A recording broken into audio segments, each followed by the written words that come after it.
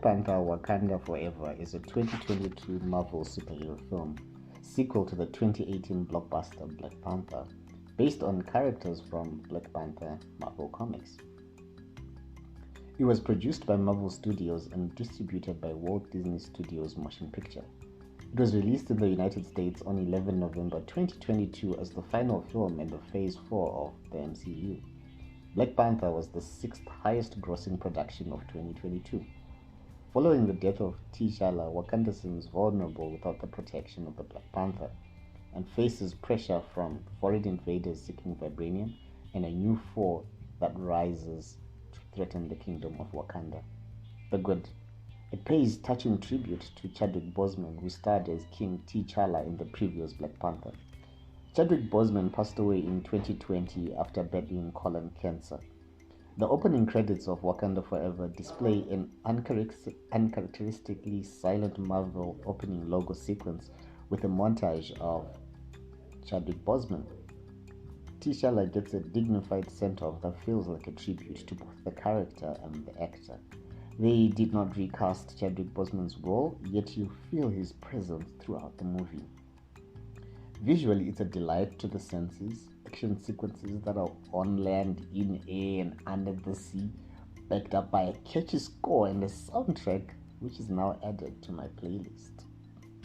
Thematically, it explores a diverse range of issues, with the central being on grief and loss.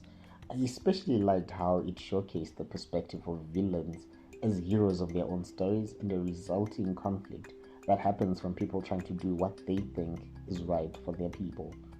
The representation of loss, leadership, and change was also profound, having to change from a way of doing things, deviating from tradition, the conflict between the old ways and the modern ways. My ancestors would often say, only the most broken people can be great leaders. They're bad. It's a dark movie.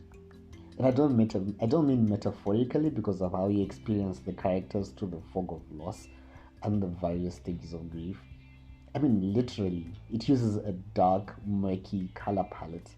Couple this with that they filmed using anamorphic lenses instead of spherical lenses, resulting in distortion and sharpness reduction, that some scenes would devolve into a blurry mass. I thought it was an ambitious project trying to do a lot of things with a lot of subplots, from succession politics to internal and external conflicts. Some of the subplots could have been skipped altogether. Instead, they came across as rushed and underdeveloped. Saving up for a sequel, maybe? The ugly. The accents still grate my ears. Like, why? I complained about this extensively in an old review of Black Panther. Hollywood needs to respect Africa. Final thoughts. I went in expecting to be disappointed or to hate this movie as another overhyped Hollywood attempt to cash in on a blockbuster franchise and milk the Chadwick Boseman sympathy card. But I was pleasantly surprised to find that it's a decent sequel that tries to live up to expectations. It might not match its predecessor, but it has heart and is a tastefully done tribute to Chadwick Boseman. In other interesting turn of events, the French Minister of Defense criticized the production for what was referred to as false and misleading representation of French troops. In the movie, there's a group of mercenaries who are caught trying to raid Wakanda for vibranium.